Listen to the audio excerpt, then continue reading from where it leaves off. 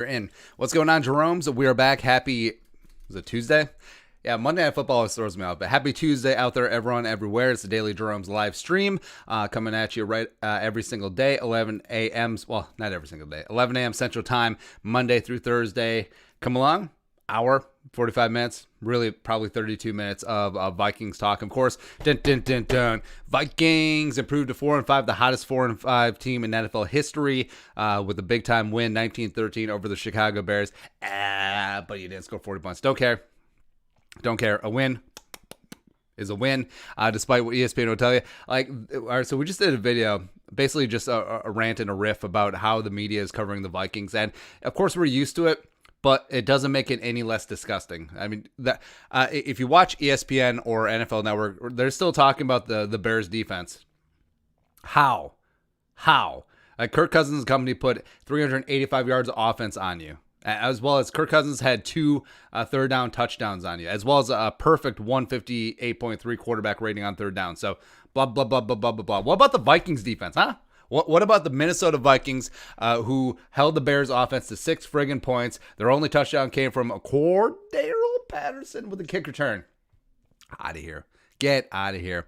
All right, so we got questions. I think something's going on with the YouTube community tab because there's a couple of posts that I couldn't get on there. So I don't know what's going on. We only got a handful of questions, but you guys are the best. Jerome's will give a couple of shout outs here in a second. I love doing that, but Victory Tuesday feels good. And to think, I mean, this team was dead. It ceased to be because the team. So the Vikings right now have a. Yeah, they brought the playoff matchups now. Woo!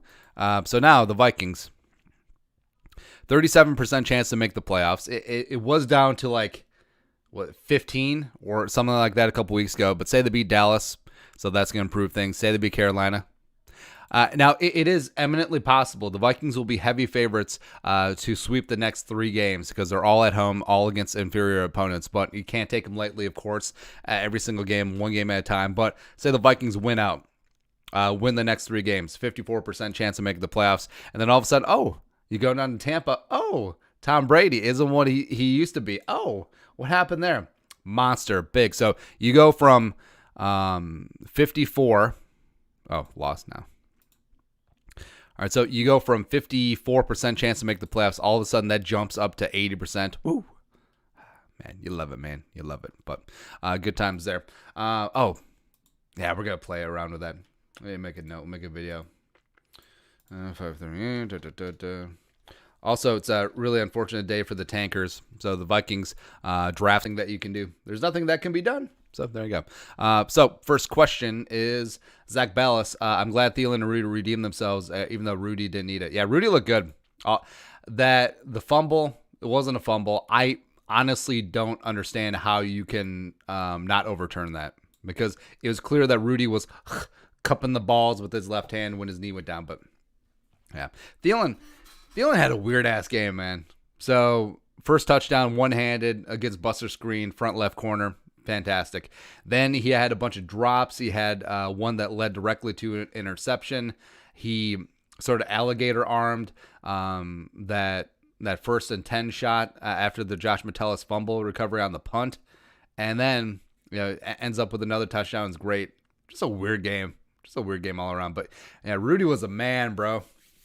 Rudy was a dude. I like that big time 2nd down catch towards the end to help drain the clock. Also, that 1st and 20 where he just dragging fools like peak Gronk is great.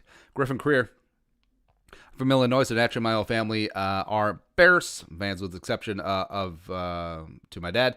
But it really goes to show how great Dalvin is with my whole family and the Bears media saying how Dalvin got shut down when the man put up 96 yards. Yeah, they can hang their hat on that, sure.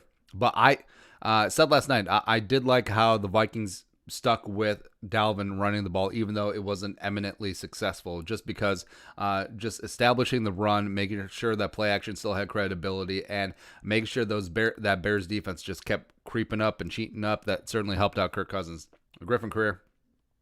Turning point in the game was a 53-yard pass to Justin Jefferson. He's primed for big moments, and I think we have a start in the making. Yeah, also, wasn't that on 3rd and 11? I think it was because they had been set back on a penalty and went from 3rd and 1 to 3rd and 11, and then Justin Jefferson, boom, penalized that. Oh yeah, because that was the bitch ass Rudy holding call, which was just get out of here. True Taz. Is it me or Cousins throws himself into tight windows? That's just you. Yeah, maybe you can critique that 1st and 10 slant to Thielen. Let him a little bit more. That's an easy 6. Kyle Fuller made a great play. But also, Thielen's got to come down with that ball, man. Yeah. Zach Wilson. You could make a meme when Kirk was hyped up after Rudy, 2nd and 6, and say, you're like, yes, I won on Monday. Could. We'll give that to producer Allie. Zach Ballas, to be honest, that camera angle on the Cordell touchdown was pretty cool. Yeah, that was pretty sweet. So they're coming back from halftime. And the neat thing about like Monday Night Football, Sunday Night Football is that they have extra cameras. So your average like Sunday Fox noon game will have, gosh, what is it? I used to know this. They had like 9 cameras, but Monday Night, Sunday Night Football will have 15, something like that. So you can have really cool angles. You can have overhead shots. You can have really cinematic shots. It looks like Madden. It does look really cool. But also, great angle of the hold. Jake Winchell. My low-key favorite play of the game was Garrett Bradley's first down signal right in the face of Dane Trevathan on 3rd and 4 offsides. Loved it. Also, great thing about that play is that so Trevathan jumped into the neutral zone. Now he can hop out, no muss, no fuss, but Bradbury flinched, which will trigger neutral zone infraction, where if a defensive player jumping into the neutral zone gets an offensive player to move, that is a penalty. So they'll call it right away. They could have let that go. Well, that's a really heads-up play by Garrett Bradbury. Plus, it's really cool. One of the cool things about no crowds is that you can hear all of the line calls up front. So you can hear that Bradbury is really taking control up front. Plus, I believe he was the Vikings' highest graded PFF player. Just absolutely phenomenal. Bradbury is rising up, becoming one of the best young centers in the league. He's a leader out there. He's a lot more confident this year. And one of the big reasons why this offensive line is getting its stuff together, even with a lot of moving parts, even with Ezra Cleveland coming in as a rookie, Garrett Bradbury is the Grim Reacher, the man in the middle. Zach Ballas. Kirk celebrated way too early. That would have broke my heart for last. Yeah. I don't think Kirk calculated that as like, oh yeah, they still probably would get the ball back if we don't get another first. Daniel Tuma, Skull. I really want someone else to be our punt returner. I've never felt comfortable with Osborne back there. I feel like he's gonna fumble. Thoughts? Well, Osborne had only returned like 2 punts this season, so it was weird that they put him back there when you had BB active. So I don't know. Like, I'm frustrated with Osborne. They've already benched him once earlier in the season. I believe it was after the Colts game for performance. For being a return specialist, he's marginal as a punt returner. He's an okay punt gunner. He's whatever as a kick returner. So it seems like a wasted pick. It does. MD. Chris Jones actually looked good out there. Yeah, he does. Yeah, Chris Jones, man, had himself a ball game. Same with Jeff El Jefe Gladney, blowing up that Allen Robinson 3rd down screen. Woo, let's go. Samuel Salinger Skull. Who was MVP for you yesterday? For me, it was Harrison. I'm glad I got up for this game at 2 a.m., although I had school today. Love it channel. Hey, Skull across the pond. Harrison would be a good choice. Only Harrison Smith can dominate a game without making a tackle. So he had that pick, also had the big pass breakup on Allen Robinson on 3rd down. If I had to pick an MVP, gosh, it might be Kirk Cousins. It might, because the Bears defense was like, hey, anyone else is going to beat us besides Dalvin. And to a degree, they shut down Dalvin, even though he almost racked up 100 yards. I would have laughed if Dalvin got 100 yards on like 40 carries. Still counts. But yeah, Cousins was amazing last night, man. And we knew that it was going to be a spot where Kirk would have to make a couple throws, and he absolutely did. A couple big-time 3rd down conversions.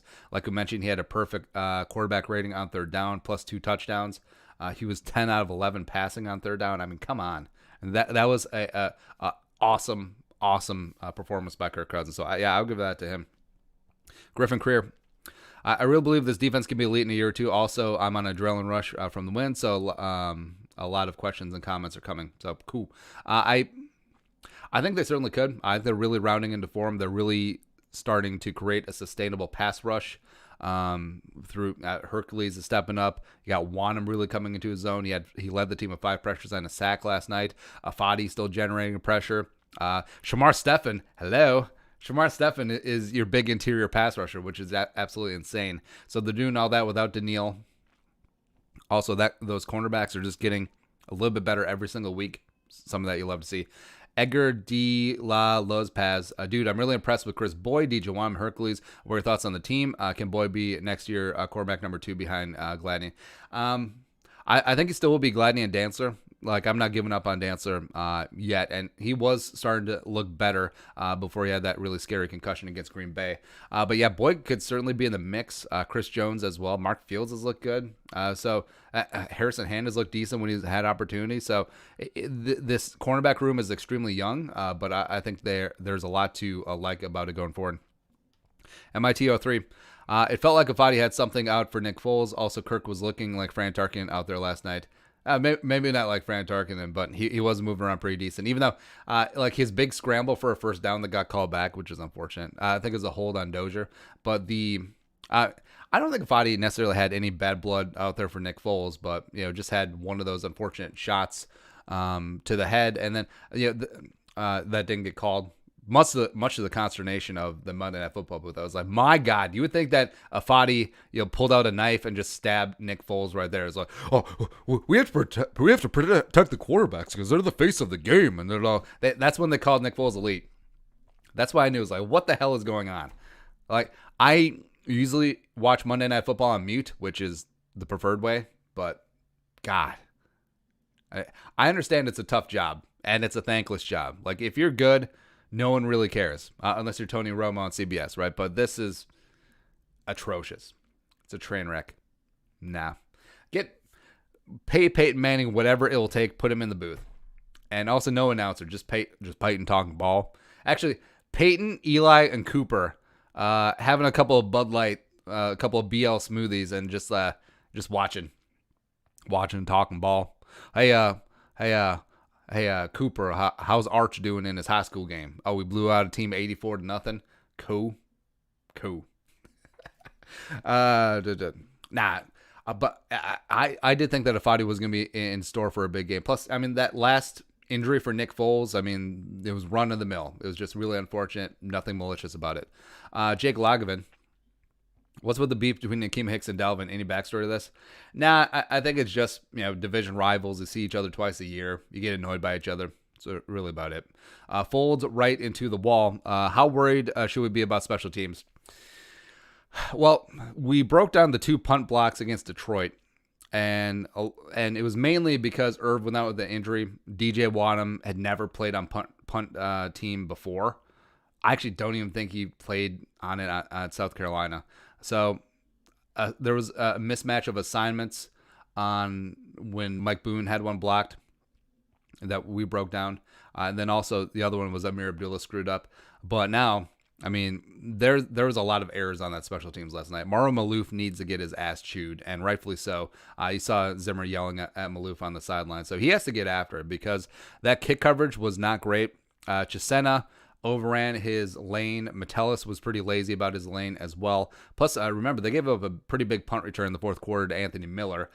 Plus the botched extra point, so when we were freaking out over the weekend about Austin Cutting and the long snapper position, how the Vikings didn't take it seriously. I mean, what if Cutting wasn't cleared from COVID? And then we were told to shut up. Well, is it kind of important now? Like those practice reps that he would have had on Thursday, Friday, Saturday, don't they just a little bit important? Just kind of important? Meh. And also, that's 2 bad snaps for Cutting 2 weeks in a row, which is unfortunate. Max Macro, I saw you wearing K-State gear. Did you go there? I'm at KU now. No, I get free stuff, and then I wear free stuff. That's really about it. And we should set up a P.O. box just because I love getting free like pullovers and hats. Shiver Timbers. How do you think Brian O'Neill played against Khalil Mack? I think overall he held up pretty well. I mean, you're never going to fully shut down Khalil Mack. But also, who got the sack or who got dinged for the sack? Let's look that up. Because I've been busy this morning. I actually haven't even glanced at the PFF grades yet. Also, the annoying thing about playing on Monday night is that the All-22 is a little bit delayed from your game. But we'll do lots of film breakdowns. Let's see here. All right, so they dinged Dalvin for the sack. O'Neal had 4 pressures. Didn't grade out very well. But I think that given what they're handed to Brian O'Neal, like a lot of times it was just O'Neal versus Mack, which it's great that it does free up the rest of the offensive linemen. It also allows you to get an extra man out in the pattern, but it's rough. It's rough. But the fact that he didn't give up a sack, I think you'll take that as a win. Hayden Ziegler. Need to match Osborne as return man. Is there a free agent we could sign? I don't think you need to sign a free agent. I think BB is a competent punt returner in that he's not really a threat to break one, but also he's going to catch the ball, which is paramount. So we tell the story a lot. So the Bill Parcells, and Zimmer emulates his style a lot after Bill Parcells. Run the ball, control the clock, good defense, punting, and field position. And one of the big things about punt returner isn't so much that you want the flashy guy back there who has a chance to break one, but just the guy who can find the ball, secure the catch, and not let the ball bounce. Because you'll see sometimes a punt returner won't. We're not talking about like muffs or anything like that, but just like we'll let the ball bounce, won't judge it right. A ball doesn't end up going out of the back of the end zone, ends up going out like the 10 or something. So all that hidden yardage does add up, right? And a guy who can just track the ball, secure it, was great. I mean, that's why Marcus Sherrills had the punt return job year after year after year, because he was very good at that. He very rarely let a punt bounce and rarely ever made a mistake back there in terms of when to return, when to fair catch, when to do this, when to do that. And also it was just a bonus that he could bust the occasional one, right? But Osborne, it's not working out. It's not. So Abdullah's been active anyway. He's been the up man on punt team. So have him return kicks, have BB return punts, and then have Osborne be inactive. So it's over. Reaver Ghoul. So happy for you, man. You keep showing people that your ridiculous stuff keeps coming true. Their facts don't care about your feelings. Vikings going to run the table 11-5, staying alive, babe. MD, our offensive line is criminally underrated. I feel like it's top 15 or even top 10. Certainly trending that direction. I think that you could make a good case that they're a top 5 run blocking team right now pretty easily. They're certainly coming along in pass protection, especially off the bye.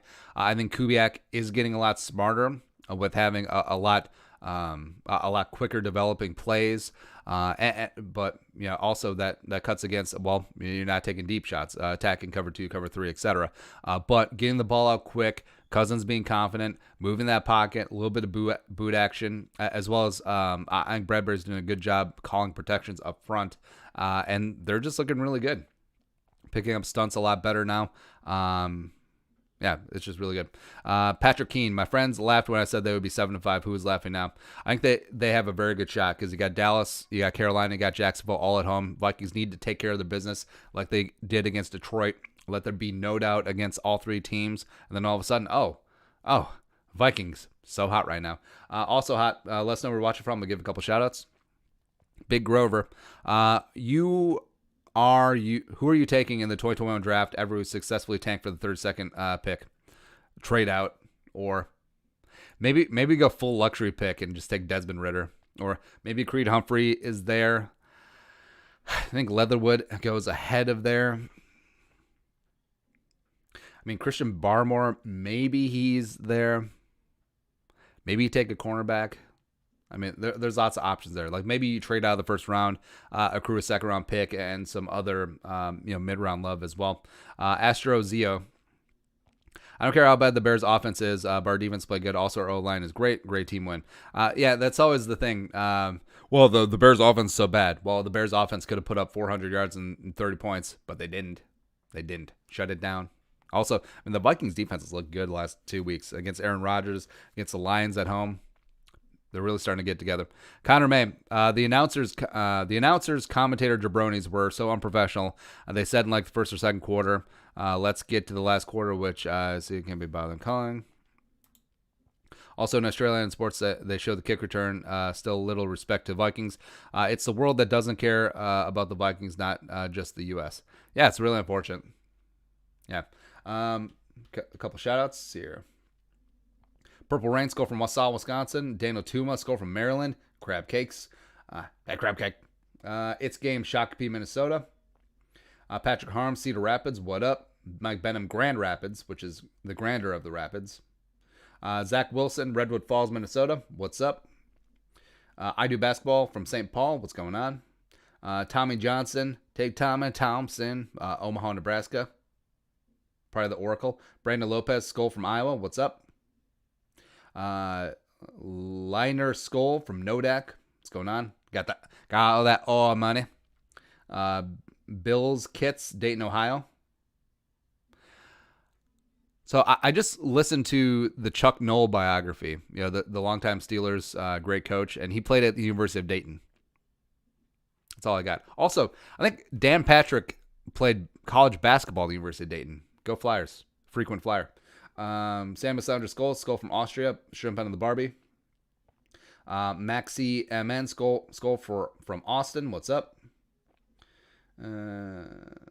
Astro Zeo Skull from your fellow Minnesotan. Cody Brown, Oregon. Patrick Cream Woodbury. What's up? Caden M. Lecenter. MD Skull from Rochester, Med City. Valhalla Sports Talk, Sierra Vista, Arizona. Cactus League. Samuel Levine, Skull from New York, baby. Reed Hansen, Skull from Toronto. What's up? The 6. Tribal leader Minneapolis. Caterpillar, Austin, Minnesota. Hot Dish Fire. What up? Brett Campbell, Tennessee. Josiah Clarkin, Skull from La Crescent, Minnesota. We used to play La Crescent in high school. They were the Lancers. They're one of the first schools in the area to get that nice synthetic track. It's pretty sweet. Cody Storman, Skull from Winona, alma mater. Alder Gray, Mason City, Iowa, the crown jewel of North Central Iowa. Let's see here. Minnesota, NorCal, New York, Mankato, Toledo. Love it. As well as Managua, Nicaragua. All right, love you guys. Thank you very much for coming along on the Daily Jeromes live stream. Vikings 4-5. Keep it open live. Let's go. Zachary Wilson, do you think DJ Wonnum could be the next Everson Griffin? I think he could be both drafted in the 4th round, both make impact in games. Yeah, the Vikings have had this pipeline of mid-round edge guys that are just developed coming through. So B-Rob, 4th round pick. Everson, 4th round pick. Daniil, 3rd round pick. Scott Crichton, 3rd round. That one didn't work out. Fadi, 7th rounder. So, yeah, guys have been working through. And Wonnum has, he came in, like, he wasn't a physical freak. You like the versatility. You can tell how they're using him in different spots, especially on 3rd down.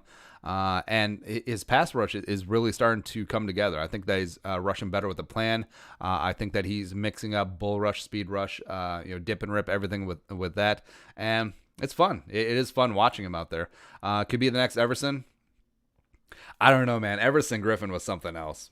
He was absolutely something else. But also, remember, Everson didn't start until year 5. And the fact that Wonnum's doing this now, a little bit of a head start. Sure. Samson Romaine, ESPN announcers are straight garbage. Don't even know what they're talking about at halftime. For Monday night game moving forward, would you live stream reactions to the game? Is there something worth listening to or watching?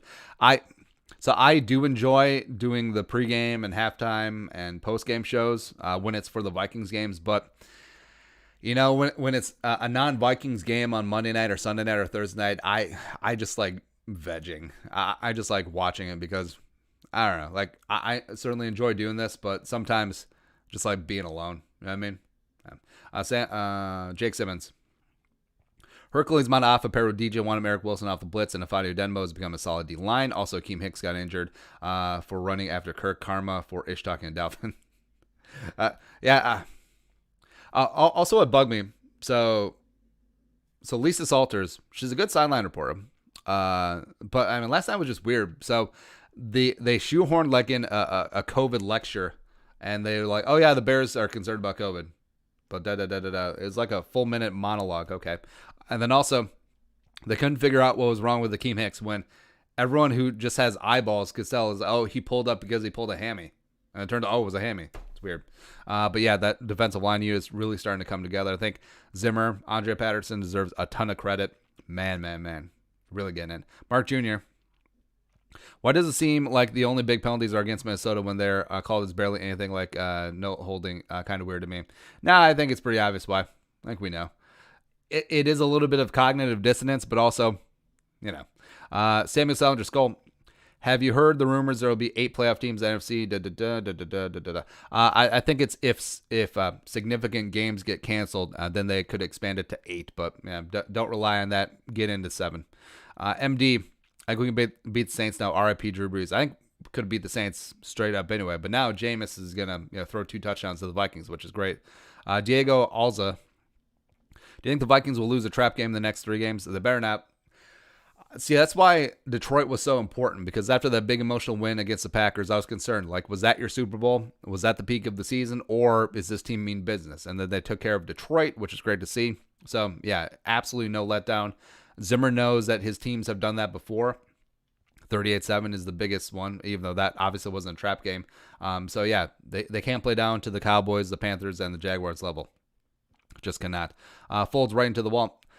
Can the defense continue the hot streak that they're on? How much credit should be given to Zimmer? A lot of credit to Zimmer. I mean, all these young players, they didn't know like their left foot from the right foot to start. So the fact that they're really starting to get together, I think Zimmer has been streamlining things. Also, the fact that they're playing a lot more coverage. They're playing a lot of cover 2 or a lot of 2 deep safeties. So they're really helping out those cornerbacks, not leaving them on an island, not leaving them isolated. And also the fact that the front 4 is starting to get some natural pressure as opposed to having to blitz all the time. It's really, really cool to see.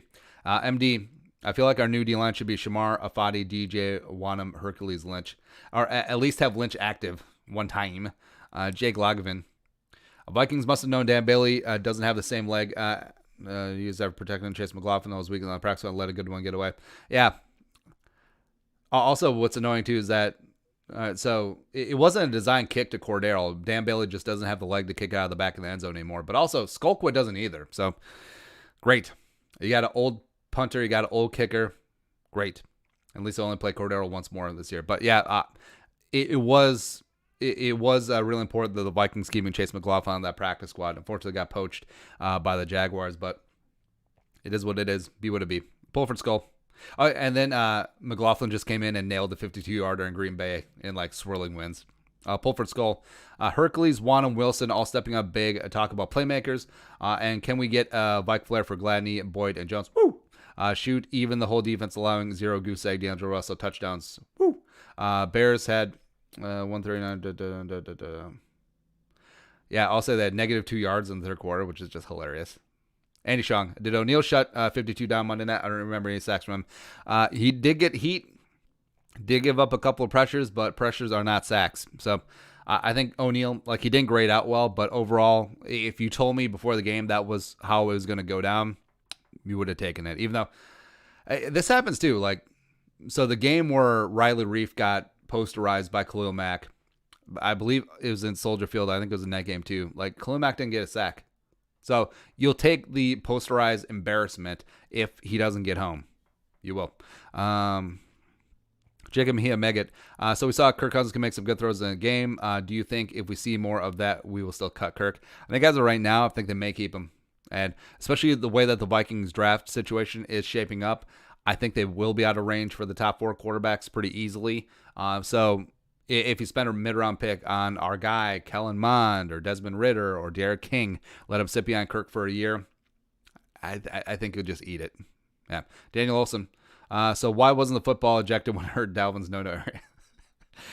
It's hilarious when announcers have to talk about something that was like clearly a nut shot, and it's just like, well, sensitive area. Well, oh, he took a shot to the stomach. It's like, okay.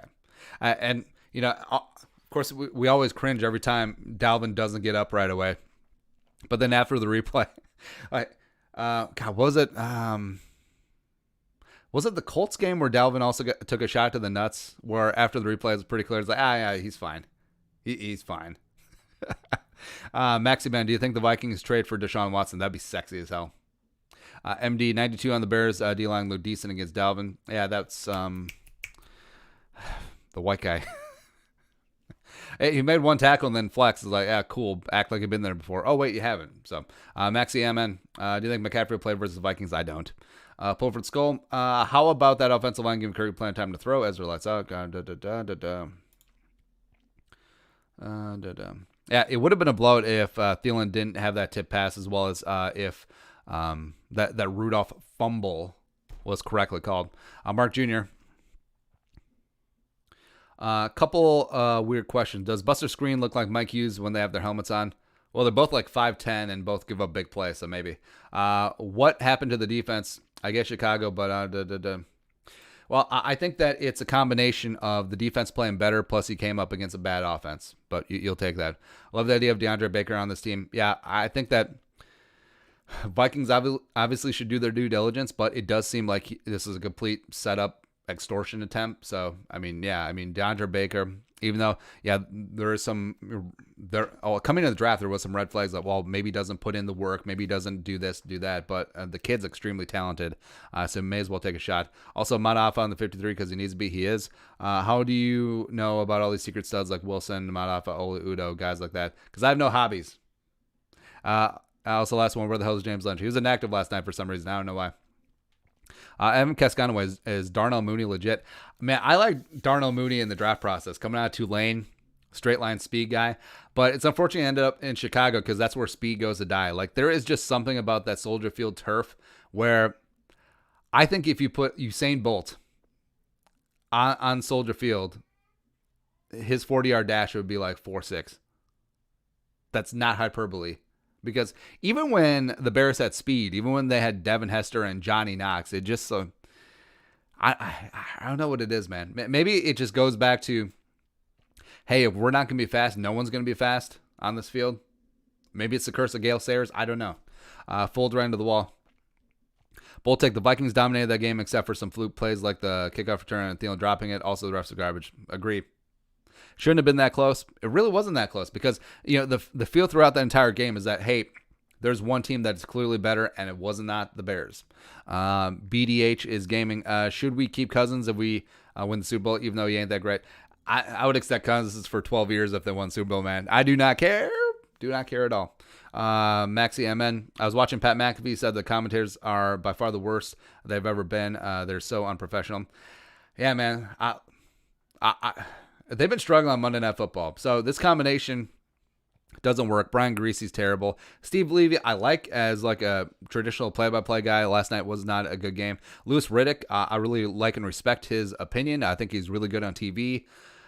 This really isn't the format for him. And also, when they had Jason Witten, that was not great. Booger is better suited for college football. He's fantastic at college football. Monday night was not his game. Plus, it's really hard because you got millions of people scrutinizing every single word you say, every single misstep, every single mispronunciation, every single mistake is going to be magnified tenfold. And it's hard to be perfect. It is. Like, Tony Romo's a unicorn. Like, not everyone can just come off the field and be articulate and dynamic and engaging and fun. And also have instant chemistry with Jim Nantz. Of course, it certainly helps that Nantz is a pro's pro. And, I know a lot of people rag on Chris Collinsworth, but Collinsworth does a good job. Like, he's well prepared. Obviously, he's a part owner of PFF, comes with the knowledge. He's good at getting in, getting out, letting the moment breathe as well. Doesn't talk over Al Michaels, which is also a big thing. And that takes time. It does. So I think get Peyton Manning out into the Monday Night booth, or this is something that we've been saying for a long time, get Kevin Harlan and get Kurt Warner on the Monday Night call. You know why? Because they've worked Monday night games for years. Because they do the radio version for Westwood One. They would be fantastic on TV. Kevin Harlan is one of my all-time favorite announcers. Ha ha ha! Up high, down hard. When he used to call games for the Timberwolves, and also Kurt Warner. Kurt Warner is fantastic. He is great. So yeah, Monday Night Football. Make up your mind because this seemed like Plan D. It's not working out. And I'm finally like really pissed off and aggrieved because my team was absolutely thrown under the bus, despite they won, by the way. So it is what it is there. But so Jeromes, thank you very much for coming along. Subscribe if you haven't already. We got lots of good stuff up on the channel. Plus, All 22 film is going to be dropping at some point today, so we'll be working on some film. I think we're going to do Jefferson. What else should we do? Oh, we'll do the kick return for sure. And we'll take a look at some other, maybe we'll take a look at some Kirk Cousins dimes as well. You guys are the best. Thank you for making new media the best, because legacy media, Not so much. Yeah. But see you tomorrow. Skull, production value.